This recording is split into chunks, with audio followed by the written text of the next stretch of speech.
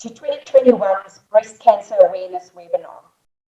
Let me take the opportunity to say thank you to all of you who have joined us today for this session, and I know that you're going to walk away with some increased knowledge and that we're going to have made a difference today. As you know, at DHL for Her, we really encourage people to develop their knowledge and to learn about things. And for us, our webinars are one of our really important touch points where we can reach out and connect with you in real time and share information. And in this particular case, information that could possibly be life-saving for everyone. So it's really important, you know, because talking about breast cancer has generally been quite taboo over the years. And the fact that nowadays we're so open about it and that we're having these conversations is one of the most empowering things, really. And it's empowering not only for us as women, but it's empowering for men too. Because I think the really important message that always gets missed is that breast cancer affects men too. It affects all of us, whether as a sufferer or as a supporter of someone who is suffering. So it's really important that we understand and develop our knowledge on this topic, especially considering the endless debates that we have across the continent, you know, where we talk about the state of public health systems. And we know that, you know, in different countries in Africa, we face a lot of different challenges around this topic. And it's really, really incredibly sad because on the African continent, more than anywhere else in the world, the socially deprived people are dying from treatable and manageable diseases. And breast cancer is one of these treatable and manageable diseases. And I guess that's really brings home the point as to what our theme this year is all about. And our theme centers around two elements, and that is making the time to be breast cancer aware, which is what each of you have done today by choosing to join the webinar, and also to remind everyone that early detection saves lives. It's a really scary and sad fact that breast cancer still, other than skin cancer, remains the most commonly diagnosed cancer in women. And the numbers are as scary as 2 million cases of breast cancer diagnosed worldwide each year. 2 million people suffering from a disease and millions more suffering with them as part of their circle. So it really has very broad and far-reaching consequences. I'm really excited today that you guys have joined us, and we have a host of special guests that have got such incredible experience and such incredible stories to share with all of you today, and I'm really looking forward to that part too. So thank you for taking the time to join us. And before I hand over, I have got a note from Henny, who apologizes and extends his sincere apologies for not being able to join us today. Unfortunately, he's a man with many demands and his diary had a clash, but he has given me a message that he'd like me to share with all of you. So I'm just going to read Henny's message to you guys. And Henny's message says, our pledge as DHL Express SSA is that we must continue to stand as one against breast cancer. Our breast cancer awareness webinars are an important touch point for us, as our people are the heart of our business. Healthy people are motivated people. And my hope is that everyone will heed the call to do their annual breast cancer screenings and to do their annual medical checkups. Whilst COVID-19 has really been the dominating and overriding force in our lives, as we've all been trying to not get infected, we must not neglect our physical and our mental wellness as well. It's important that we acknowledge that there are those who are continuing to battle against this dreaded disease of breast cancer long after the color of pink is replaced with our holiday rush and our peak season and all these other things that are going to overtake our concerns. So remember, please continue to obtain information from credible sources. Remember that knowledge is power. And more importantly, remember that your physical and mental well-being is your responsibility. So get the knowledge and do the checks and stay safe. So on that note, I want to hand over to Cara Noble from CANSA, and she'll introduce you to our guest speaker today. Thank you so much, everyone, and welcome, Cara. Thank you so much, Fatima, for the warm welcome. And from CANSA's side, I can just say that we are just so grateful for the opportunity to be here today, as well as our partnership. It was definitely the start of a really exciting new partnership between DHL and CANSA, and we are really excited to see where this will go as a long-term partnership. So thank you again for having us and for partnering with us. So basically, I would just like to do just a little bit of background. We have really fantastic speakers for you today. We've gone to a lot of effort, and so is your team actually, to make sure that we only offer the best for you today, no matter where you are. And I will be introducing them shortly. We also do have our tech team. We have Emmanuel from EP Digital. He's actually behind the scenes for us today, making sure everything works. So please just bear with us. Since Africa specifically, we are reeling off the fantastic situation we're in of load shedding. We are on level 2 though from today, so we are very happy about that. But we know that sometimes some of our speakers could be affected. So please bear with us, and we're hoping this won't have any impact on today. But if it does, we will carry on and still make sure you have an enjoyable experience. I'd also like to introduce you to behind the scenes, our head of marketing, Lucy Bologna. She'll be managing the chat box, so don't be shy. If there is something that you'd like to post, or for example, if you are listening to the first speaker and something pops in your mind, please don't be shy. We'd love to hear what you're thinking. And at the end, we'll make time to answer all the questions that were posted in the chat box as best as our ability. So thank you so much for a little bit of housekeeping. My name is Cara Noble. I am the head of corporate affairs and CANSA's TLC Children's Service. I'm also a social worker, and I've been with CANSA for 10 years. And I'm so excited to be facilitating this webinar today with some of my really fantastic colleagues. I'd like to start with Abida Steenkamp. She is a cancer community field worker. She's actually a breast cancer survivor herself, and she volunteered for CANSA for 7 years before she actually was then diagnosed with cancer. And then she actually felt in her life that she wanted to come back and actually work for us as an organization. And for the past 3 years, she has been working for CANSA full-time in the field, supporting patients, giving hope. And she's just been the most incredible addition to our workforce and such an impactful person with our patients on the ground. She is based in Cape Town and is also a very qualified social worker with years of experience. And we are so grateful for the contribution she has made, and we know that you're going to be touched by her story today. So welcome, Abida. We're so grateful to have you here today. Hi, I am Abida Steenkamp, as Cara mentioned. I live in the beautiful Cape Town, sunny Cape Town. In 2009, I felt a lameness in my right arm. I then went to the local GP, and the GP, asked me the question, do you often work on the computer? And I confirmed I did. And she then gave me medication thinking I have some kind of an anti-inflammatory infection. Lo and behold, 2 weeks later, the pain was still there. And then I went to another GP, the one, who is actually my household GP. And I said, doc, I'm concerned. I had a shower this morning, and in the shower, while having a shower, I felt a little nodule in the right armpit. He then started to examine my breast, and when he felt the nodule, I said, that's quite painful. And he suggested, well, I'm going to send you for a mammogram. And I actually confirmed that I had been for a mammogram 3 months prior to that. He said, well, I'm going to recommend a mammogram once again, and also an ultrasound.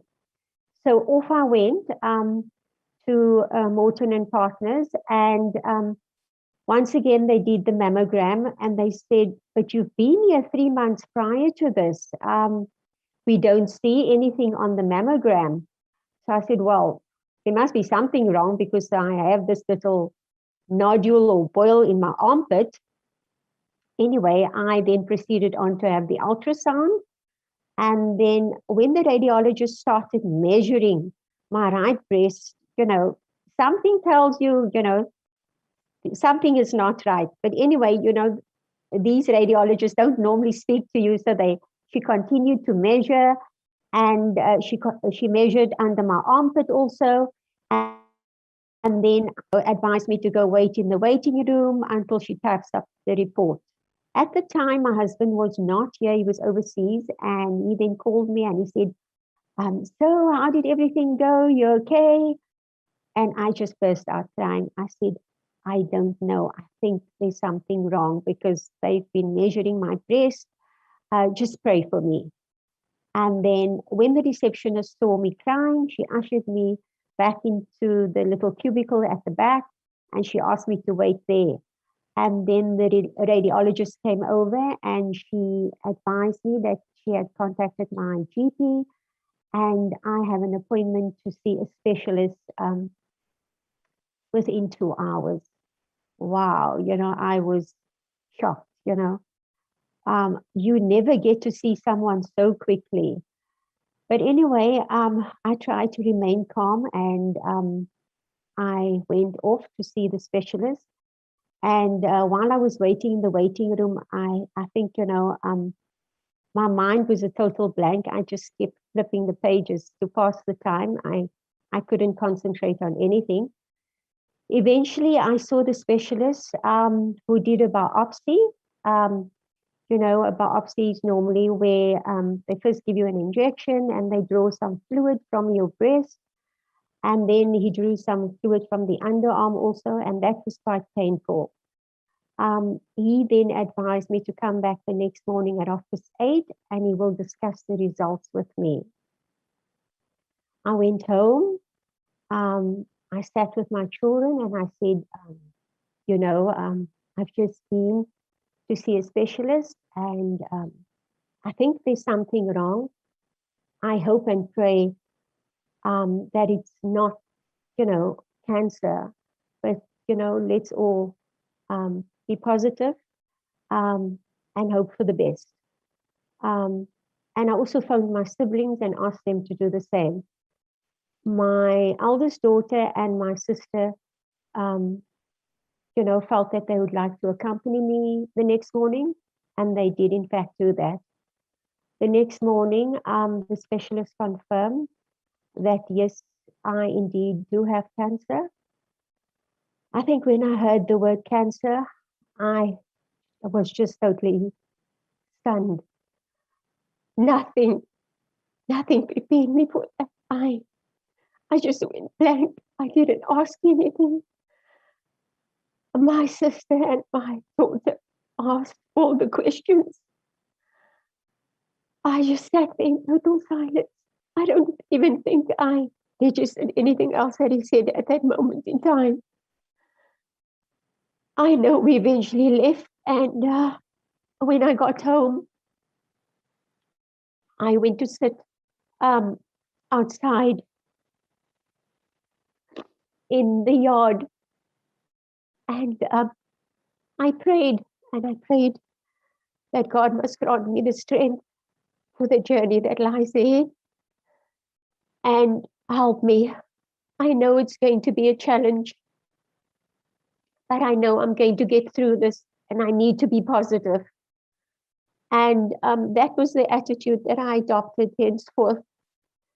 My husband returned the following day and he phoned the specialist and he wanted to find out from the specialist why my appointment for the operation was scheduled only for the next Friday and not within that week. The specialist then asked him and the kids if they would like to come in and he will explain to them. And off they went to see the specialist. He then explained, it's very important for me to internalize what was happening to my body because they were going to remove my right breast and I was never going to have a right breast again unless I opted for reconstruction, somewhere in the distant future. But we won't, talk about that. And I was then scheduled for the op, as I said, the following Friday. It gave me time to prepare myself psychologically. The next Friday morning, I went in at 12. I had the op where they removed the right breast. And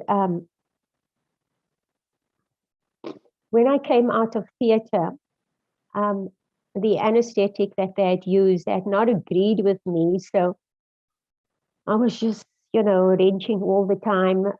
My body was shaking. They actually had to heap quite a few blankets on me to calm my body down. I think it was just the trauma of, everything that was happening to me. I asked my husband, not to let my kids see me this way because it was visiting hour that time. I recommended that he take them home and, it's best that they see me tomorrow when I'm feeling better. So during the night, I told myself, Abida, you are going to get through this. You need to be strong.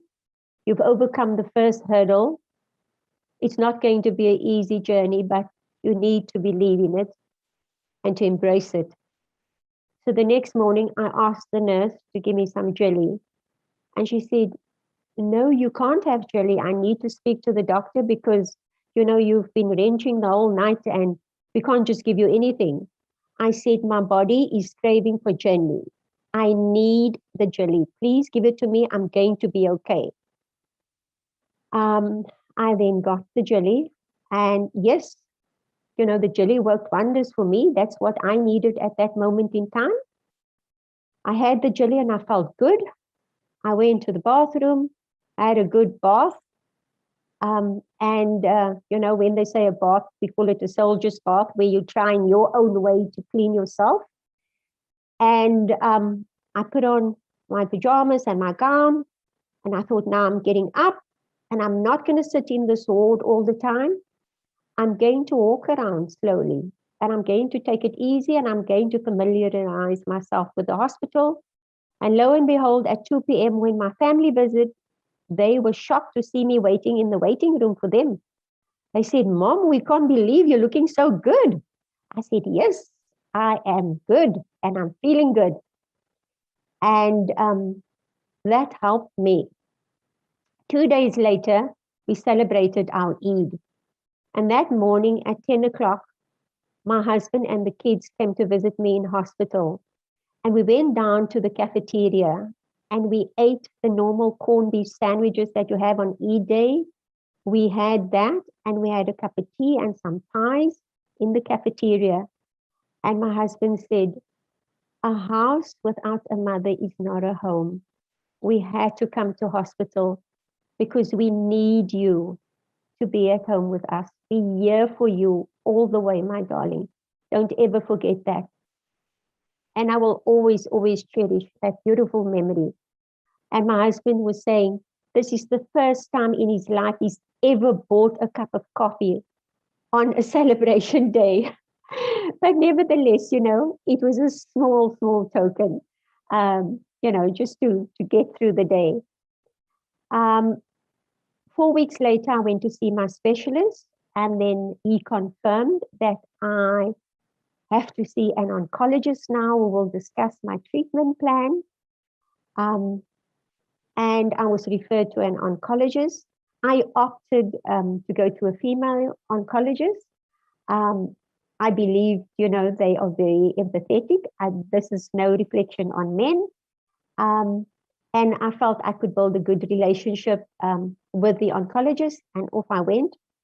She then informed me the breast mastectomy that they did, all those goods that were removed, the breast and the nodules from my arm, all of those were sent away, and they do an examination, and from that, the results were that I had actually 2 very small tumors in my breast, but it was a very aggressive cancer, and it had spread to my nodules, and the cancer in the nodules had removed 7, and of those 7, 5 had cancer.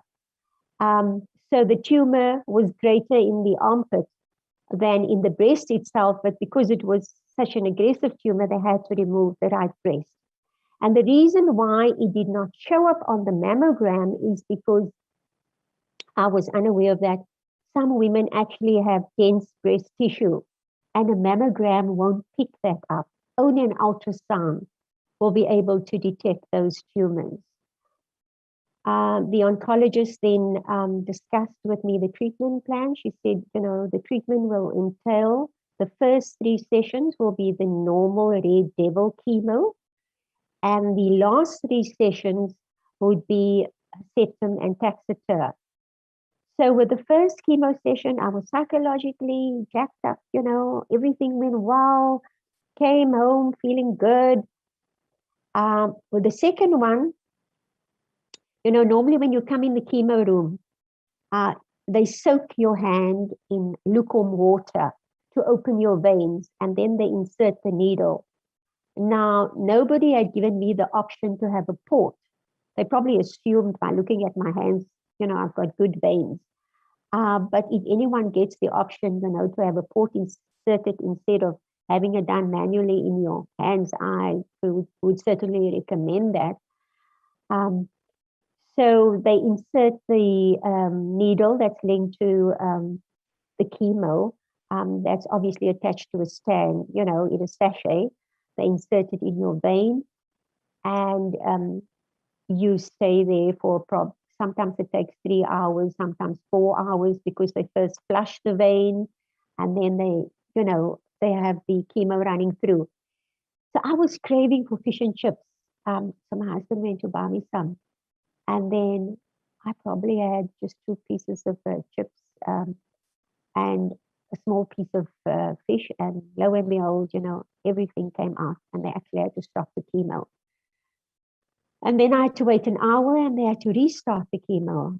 So it's not a good idea, to eat while you're having the chemo. Rather have, something, probably a wafer biscuit or a salty crack, but nothing spicy.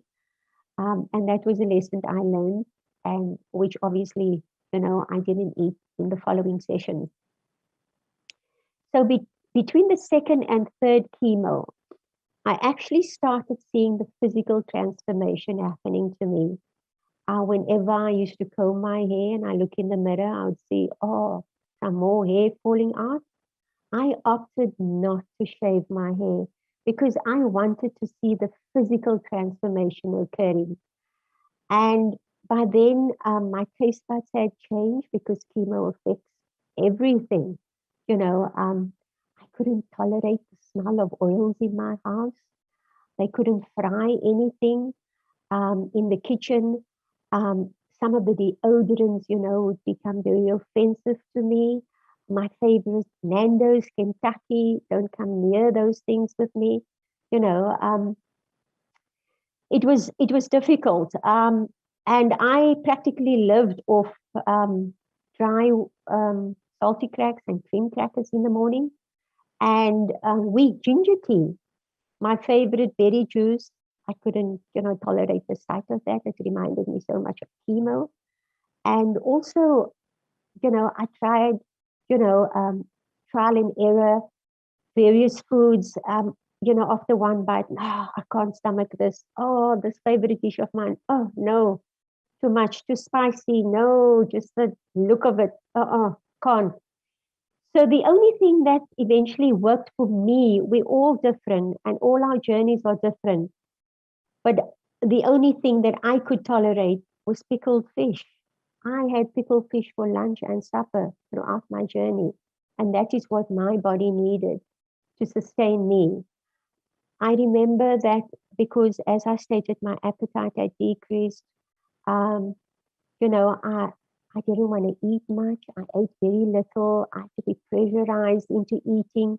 There were times when I actually did this. I said, I can't eat. Please don't force me to eat. And my children used to say, Mom, even if it's just a teaspoon, you have to eat. You have to regain your strength. Otherwise, how are you going to fight this? So, with their love and support, that really helped. You need that love and support from everyone around you. I had gone to my neighbors and I had informed them that I had been diagnosed. And I said, I don't expect anything of you. I just need your prayers and your support. And they were there. They used to pop in, are you okay? Is it a good day? Is it a bad day? Is there anything we can do? Is there anything you would like?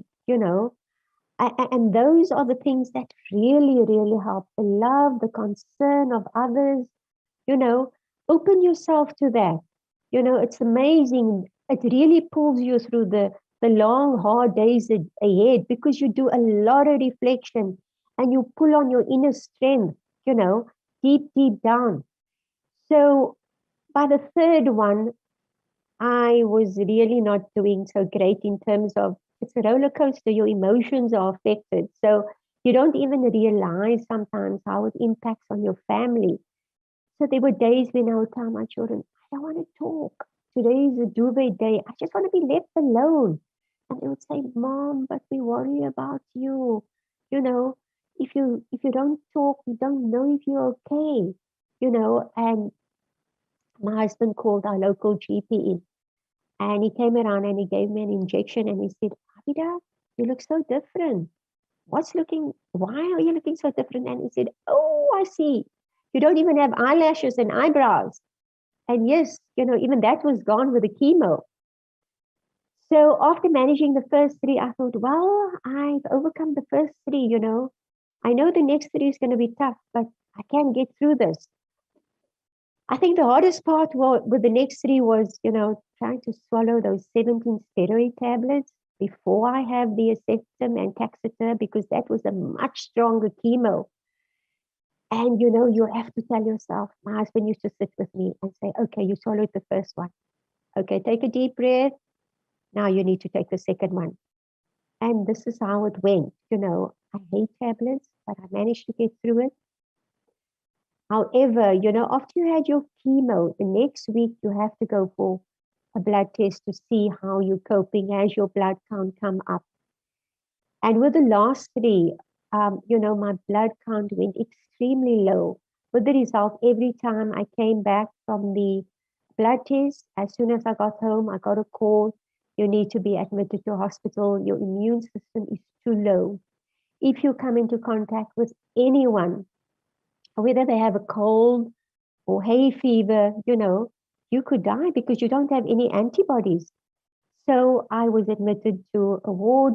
I was in isolation. Whoever came to visit me had to have a mask on. That was very, very difficult for me, Sadly, my oncologist, she was busy, so with lots of newly diagnosed patients, so she often used to send her colleagues along. So not seeing a familiar face, did make it sometimes difficult.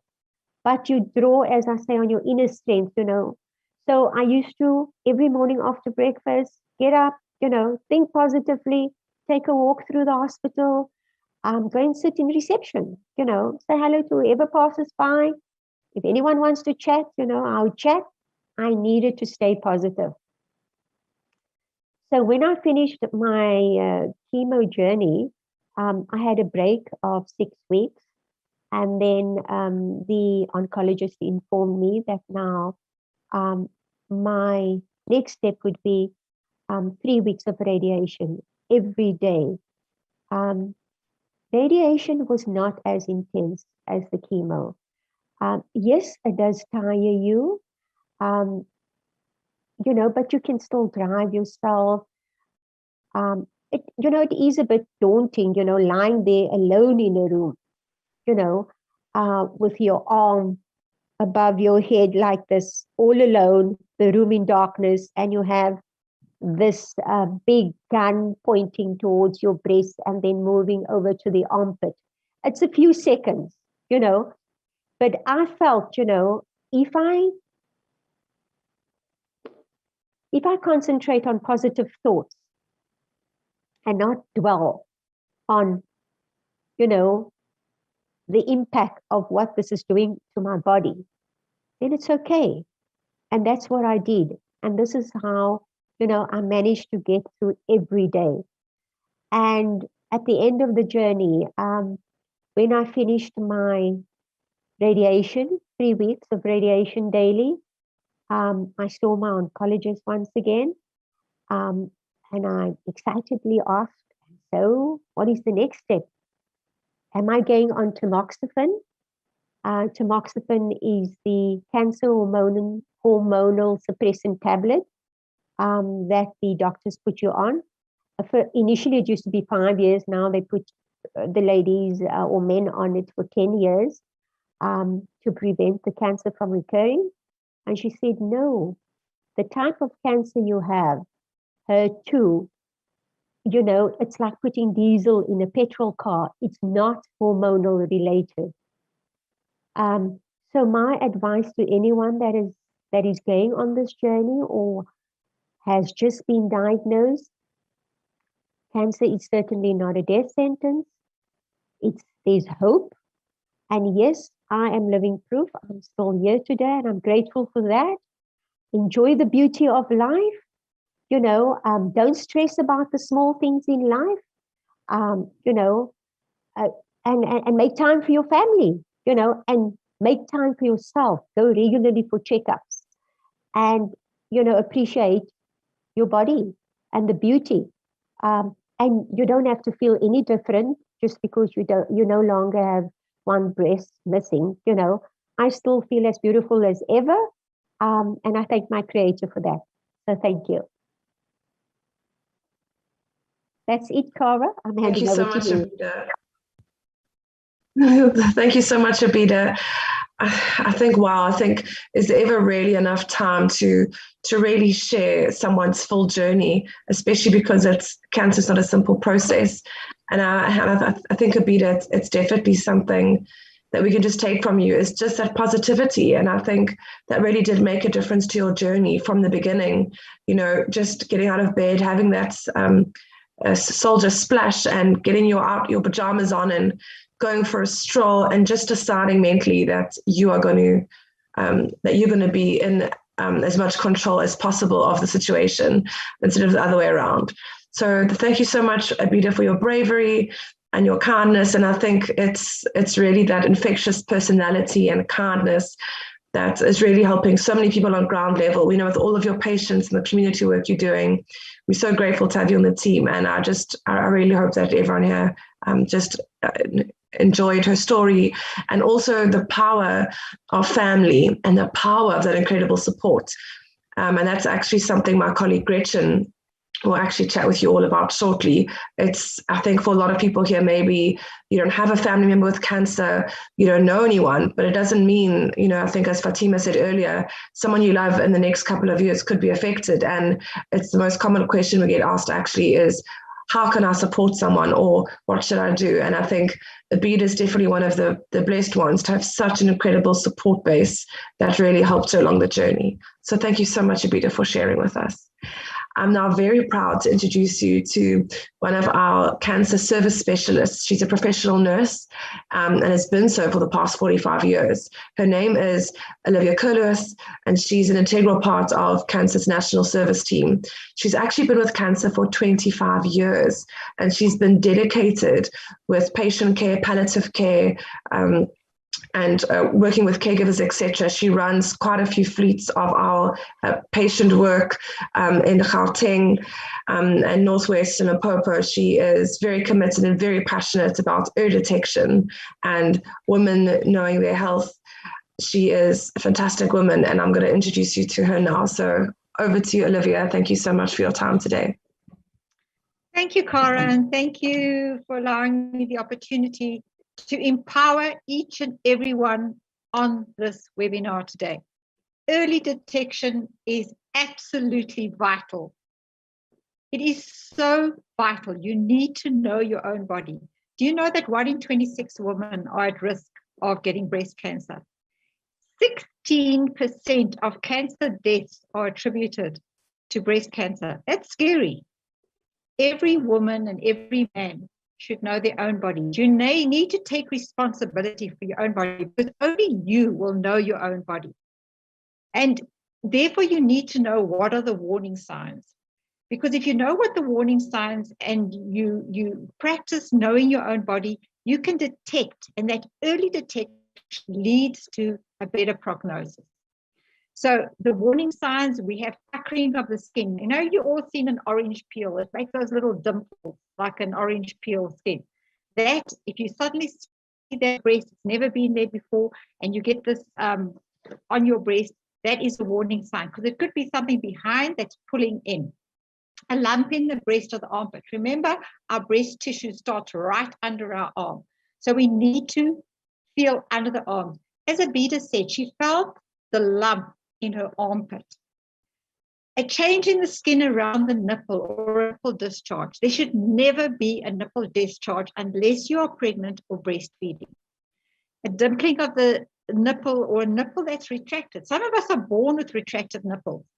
So therefore, it won't be a sudden change. But if you've never had retracted nipples and suddenly your nipple retracts, it could be an indication that something is growing behind the nipple, pulling it in.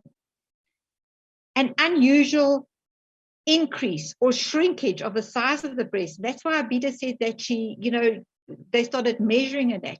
And that's why when you first do when you start doing your self-breast examination, you need to first stand in front of a mirror and look at your breasts. And our breasts are never symmetrical. Sometimes one is bigger, a little bit bigger than the other, or one might hang a little bit lower than the other. But that's totally normal. That's the way we're born.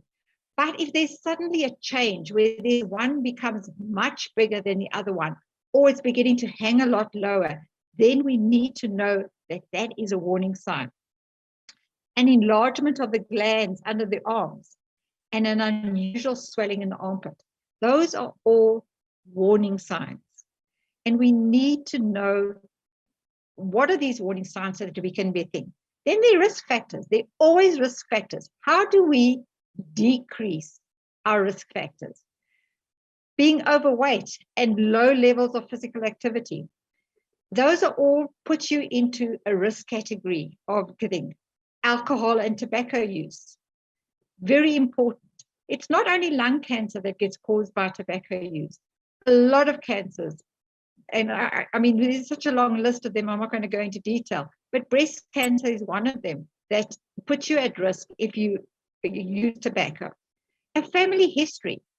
If you have a mom or an aunt or a sister or a grandmother, and that applies to the men as well, because remember, men also get breast cancer, as Fatima mentioned when she opened. Yes, the percentage is much lower, but they do have breast tissue, so they can get breast cancer. If you have a family history, remember, breast cancer is genetically linked, and especially if you have the HER2 cancer. So you need to, if you know that family history, you need to be more parot. You need to do your breast examination. Women who have never had children or only had their first one over the age of 30, unfortunately puts them into higher risk. And what's happening today, women are becoming more career orientated. So they are having children at a later stage. And unfortunately, physiologically, that puts women at a higher risk to develop breast cancer. Breast cancer does not discriminate. All women and men, doesn't matter what your creed, race, gender, it doesn't discriminate. Breast cancer, as long as you've got breast tissue, you are at risk of getting breast cancer. So how are we going to do our breast examination?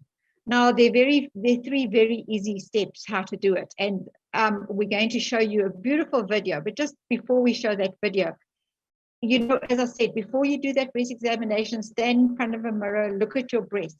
Then you can do it either lying down on a couch, on the carpet, on your bed, in the bath, in the shower, make your hands nice and soapy, and do the breast examination. So it's very, very easy steps, and you can see that in the video. Each one of us need to take charge for our lives. We've got to be advocates. What you've learned today, you've got to take this and go and teach other people, because it doesn't help if you keep this information to yourself. So spread the word, empower people around you. Ladies, it's time to make a difference. Go out there and take this information and teach other women how to do breast examinations, because early detection leads to a much better prognosis, and breast cancer can be cured if detected early. We're now going to show you our beautiful video. Thank you.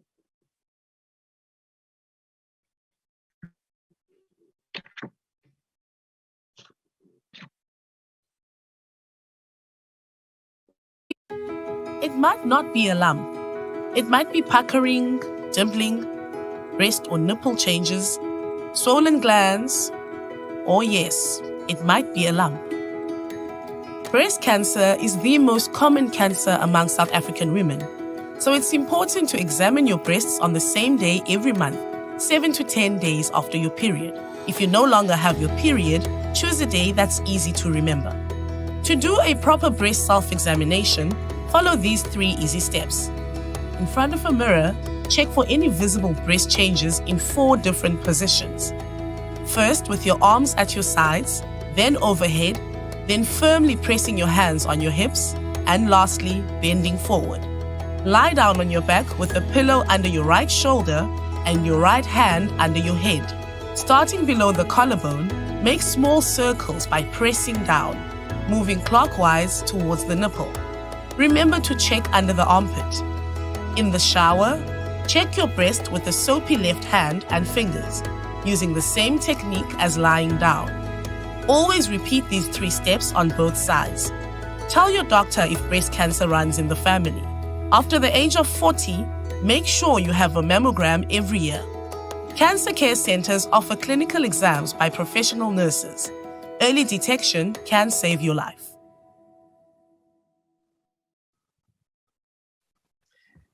Thank you so much, Olivia, for sharing with us. And I think you really brought some. I don't think there's ever been someone that has been so excited about how to do a breast examination. And I think that really speaks volumes for CANSA as an organization. We are really so passionate about women and men knowing their bodies, knowing the signs and symptoms, and making better choices. So I hope you enjoyed our video. We have sent that through to your fantastic marketing team at DHL, and they should be sending it out to you guys as well, so that you can have it and share with loved ones and colleagues. I think it's just so important just to get the conversation started. I know it might not be the most fun conversation. In South Africa, we have Rise, they're on the barbecue, at dinners, at social events. But unfortunately, someone has to start the conversation, and we need to ask each other, are you doing your monthly self-breast examinations? Have you been for your mammogram? And are you taking care of yourself?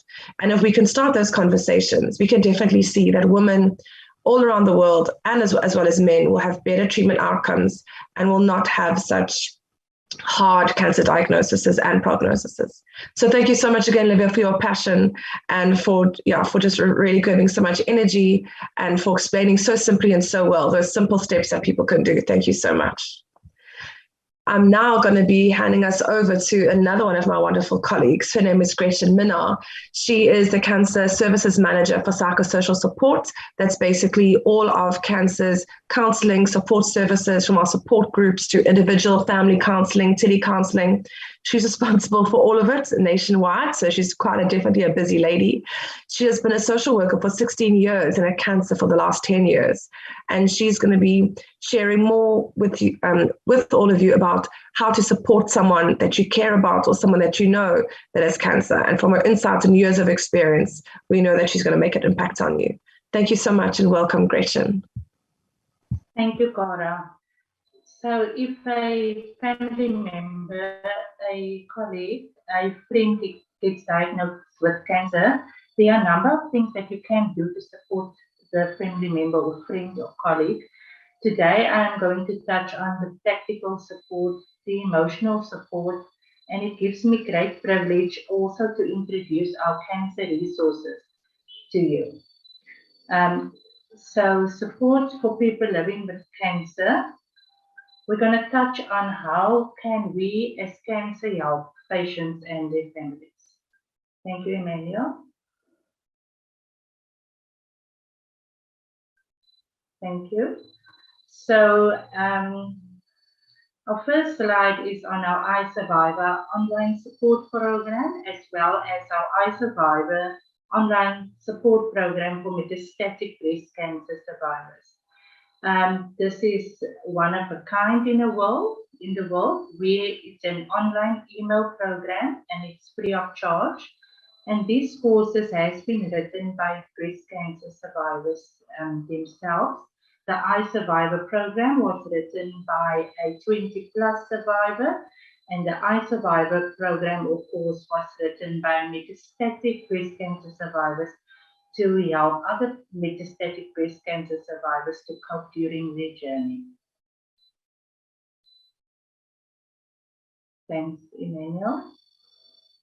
We also have at-home pain guides. I think during lockdown we experienced that because of COVID, patients were isolated. They didn't visit their doctors and hospitals as regularly, but they still experienced pain at home, and this caused distress to the family members. And then CANSA released our Cancer at Home Guide for children with pain, and also our Cancer at Home Pain Guide for adults. And this was to relieve the burden or the stress on the family members, and it also guided the family members and caregivers on how to manage pain at home. This is a valuable guide because we do have patients that stays in rural areas or in areas which don't have a lot of resources, and this guide meant a lot to them as it navigated the family members, the caregivers, through the on how to manage pain at home.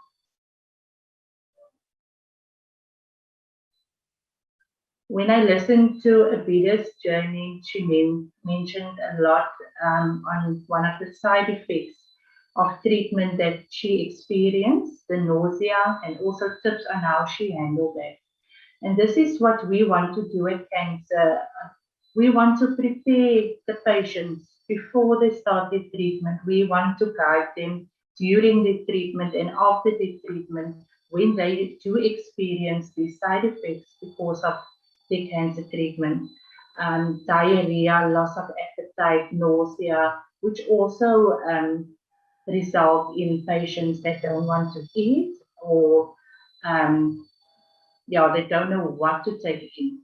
So CANSA has our dietary tips, which is the guideline and tips on how to manage the common side effects of cancer treatment, like Abida said. When you experience nausea, stock up with your ginger products. So when patient comes through our help desk or info line and they are struggling with side effects, we do have guidelines on how to cope with these side effects. This can also be accessed on our website, www.cancer.org.za. It's under our services section, and you will see under dietary tips all this valuable information on how to handle these side effects.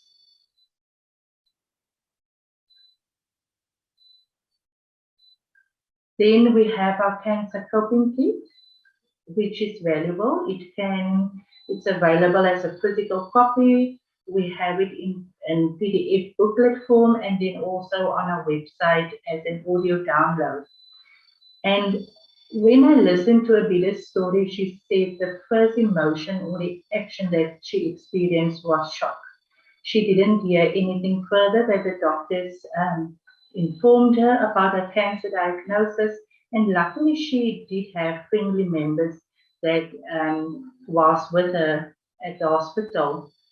But this cancer care coping kit, we do give this to family members that can access this on our website, and on their own terms and in the comfort of their home, they can come to terms with the diagnosis and also the treatment and how to cope with this cancer diagnosis.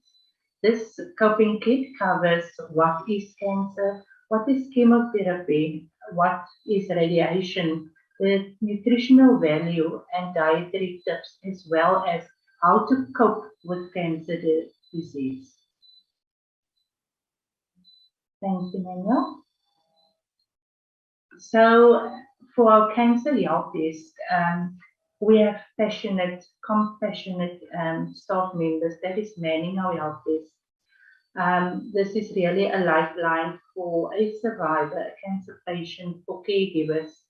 When they have nowhere to turn, people contact our cancer toll-free line on 0800 22 66 22 for clinical queries, for any non-cancer specific related queries, really just for any concern or challenge that they do experience for their journey. And then we will navigate or direct them to staff members, social workers, nurses that can assist them and guide them with regards to their cancer journey. It can also be accessed on info@cancer.org.za or for our telecounseling, which is offered in South Africa via counseling@cancer.org.za.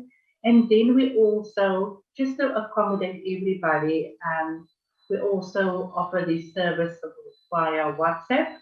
So on the screen, you will see our WhatsApp numbers for English and Afrikaans, and then also for Xhosa, Zulu, Sotho, and Siswati, where patients or caregivers, friends or colleagues can put down their request for service, for support, or any challenges that they experience.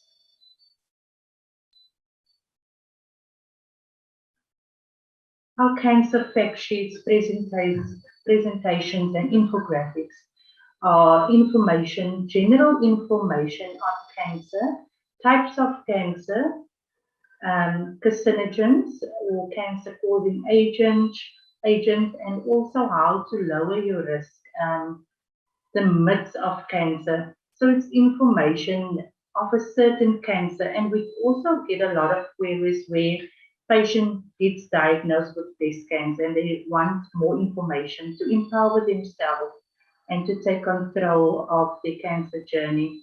So these information, these fact sheets, our presentation and infographics are also accessible via our cancer website. And I think this is very important, how to be a friend to a cancer survivor. Sometimes friends, family members stay away because they don't know what to say and they don't know how to assist a cancer patient. So there are practical tips on how to assist a cancer patient. Everybody wants to help. Instead of asking the cancer patient, how can I help you? Offer your assistance. Offer transportation for their children to school. Offer transportation for the hospital visit, because it can become a financial burden if they have to cover a far distance to the hospital. Offer to cook for them meals, for instance. The cancer survivor don't have the same energy every day. Today they might feel great, tomorrow they might feel lying in the bed the whole day. So offer your assistance with a meal for the family or doing their washing. These are some practical guidelines in how you can assist a cancer survivor or to be there for a family, friend, or colleague. Also be aware of what you are saying to the patient or the family member. Avoid saying, I know just how you feel. We can never truly understand how another person is feeling or thinking, and we should not delude ourselves into thinking otherwise. Don't encourage patients to talk if they are not ready to talk. They first have to accept the cancer diagnosis, and then they will say, I'm ready to talk. Rather say, if you need to talk, I am here. Or if you need somebody to talk, contact the Cancer Association, which has trained and professional social workers who can also assist. I know just what you should do. I feel helpless. Rather say, I am here for you. Or what do you feel like doing? Sometimes patients don't have the energy to go for a walk, but they really want to get outside. So offer a ride with a car instead. So that are some of the practicalities in how to assist the cancer patient. Thank you, Emmanuel. Then we also have Facebook support groups for our cancer survivors, which is called the Champions of Hope. For our caregivers, the caregivers are not only the medical personnel, the nurses and the doctors. The caregivers, when we refer to the caregivers, we are referring to the people that is supporting the patient at home, the friends and family members, and we know that they also need support and might burn out. So we do also offer support to our caregivers. Our Facebook group is Caring for the Caregivers. And then we have a childhood cancer support Facebook support group. Our program is Tough Living with Cancer. And our Facebook support group is then called the Cancer TLC Childhood Cancer Support Group. And this is just a platform for patients and family members to share their story and to offer support to their fellow survivors and caregivers.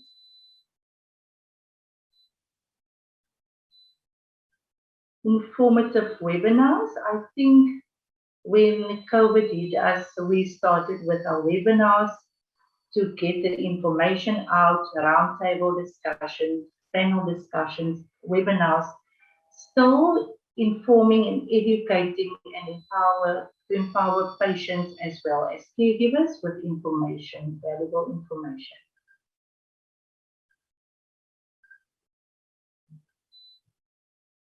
Our cancer support groups, we have face-to-face support groups and we also have virtual and online support groups. Our Cancer Netcare support group started as a face-to-face support group, and then COVID struck and then we launched our virtual support group. We had 5 sessions already, very valuable sessions. It's on the last Saturday of the month, on the 4th Saturday of the month.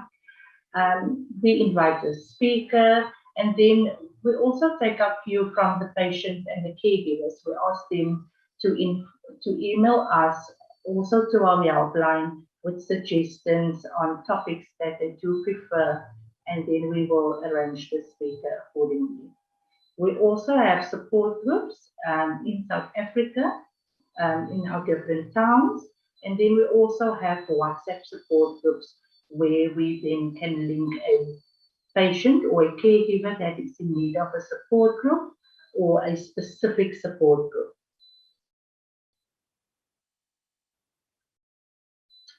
Thank you. That's all from me. Thank you, Cara.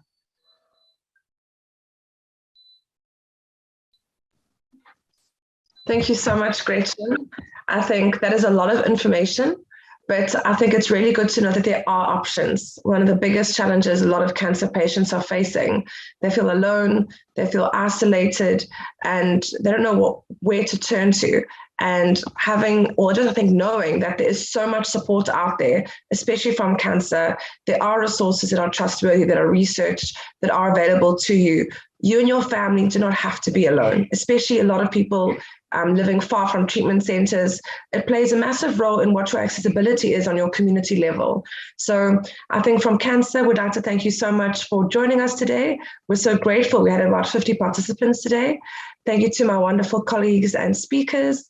And please note you're not alone. Even if you aren't in South Africa, we can assist as best we can with our materials.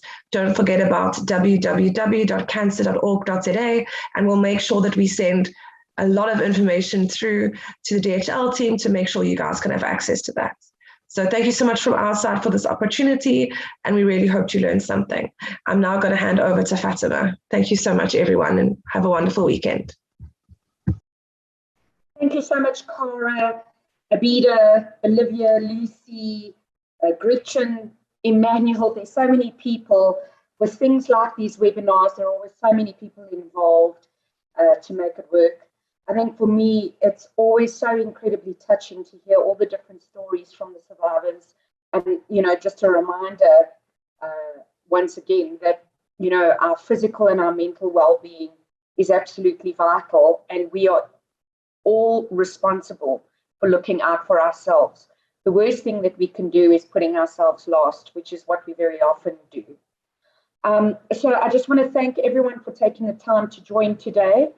But last and not least, I want to thank the absolutely fabulous DHL for her team.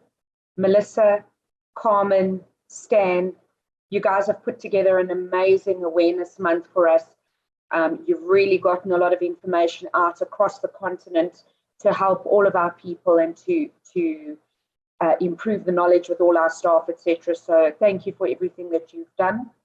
But also just a reminder for everyone on here that we are and we have decided to take a long-term partnership with CANSA. They are an organization that have been leading in the research and in the support of all people, you know, struggling with all different kinds of cancer. And they've done so for 90 years. It's a phenomenal achievement. And as I mentioned earlier on, before we went public on this webinar, Cara, Gretchen, you know, Lucy, all of you guys, Olivia, we absolutely appreciate what you do on a daily basis. The world needs many more people like you. And we really hope that the care packs that the DHL team sponsored this year and put together will go some ways to helping ease the traumatic time that the cancer sufferers go through. I mean, Abida really made me feel what it was like for her. And so hopefully a little bit of love from the DHL people and the DHL Yellow Machine will go a long way with these people. So that's it from me and from the DHL for her team in SSA. Thank you, everyone. Thank you for being here, and thank you, CANSA. And very happy anniversary to you. Goodbye, everybody.